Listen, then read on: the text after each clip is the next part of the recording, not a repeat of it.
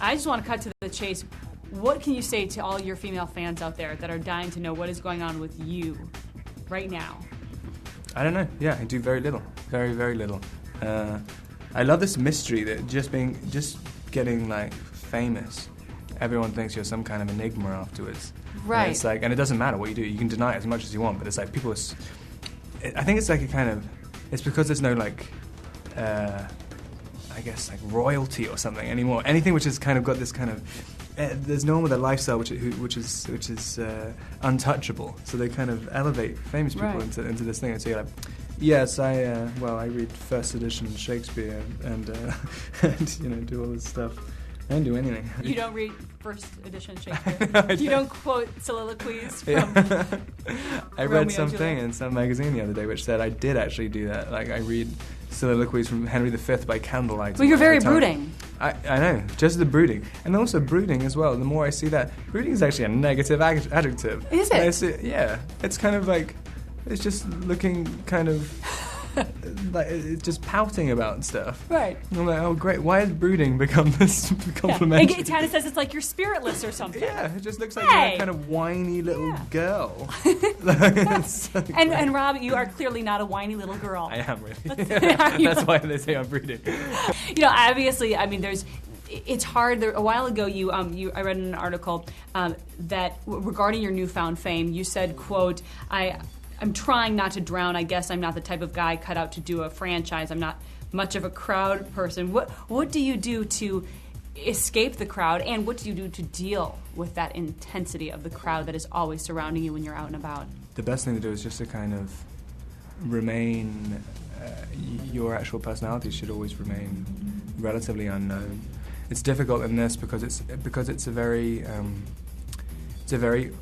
audience-friendly series. You have to, in some ways, also because there's a lot of young people who watch it. I mean, you and they're always very pleasant. So you can't just be, horrible to people unless you're really obsessed with your portrayal of yourself.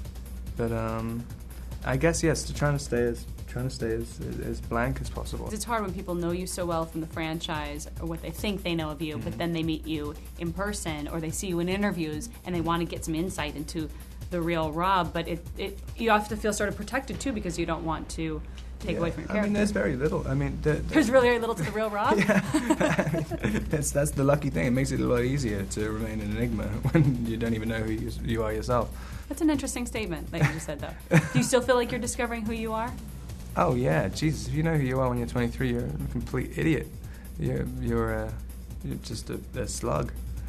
I mean, you should never know who you are, and that's the good thing about doing acting as a job. That's your job to kind of, try and mine parts of your character that you don't know about and other people don't know about. I mean, people will always have the ability to surprise themselves, I think.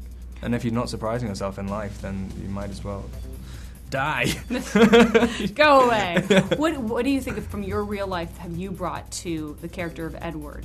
I guess at the beginning, like chronic fear of commitment. I mean, that's a lot of ways what I see the stories about. The fear of commitment. I mean, it's like, I think it's a very real thing. Even if you're totally in love with someone, you're still, it's a relationship, young people relationship. It's always so. They're very sort of interesting and complex, and I think that's I've always found that interesting. Why guys are terrified of doing that. I mean, and especially in New Moon, which is the one I always connect to the most, where you've always, the more you love someone, the more you see, the more you find fear and fault within yourself, which I think is what makes it the most interesting book. It's the most interesting love story. It's a very intense love story in this film, and I think some fans are nervous because they feel like they're not going to see as much of Edward as they want to see. What do you say to them?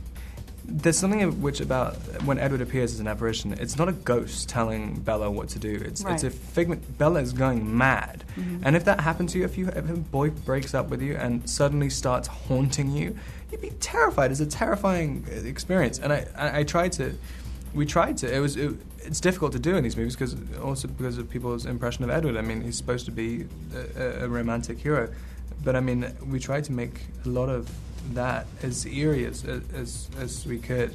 It's difficult to do whilst maintaining the relationship. And I mean, I would have gone as far away from that as possible. I mean, I wanted to look like she's having a breakdown. I mean, it should have been terrifying. This film has spawned a resurgence in vampires.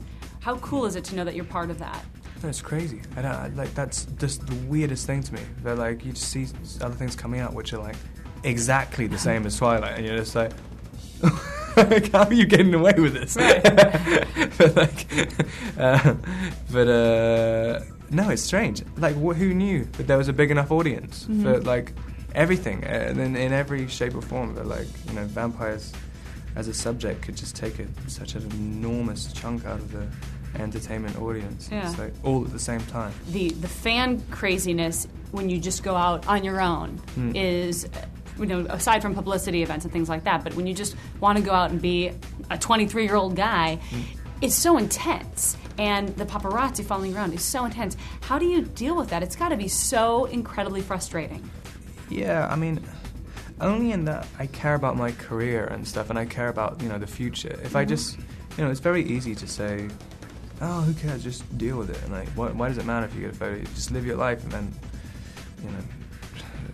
then just that's the way your life is. Just accept it. But I mean, it's living. You can't live your life with like there is no way to do it. You can't. If you have 50 cameras there, that's not living your life. That's posing for photographs. I mean, true. And also, I have a chronic problem with immediately pouting like, whenever a camera's there. You automatically put a pout on? And it gets old pretty quick. I've been noticing it myself. I've got to invent some new facial expressions.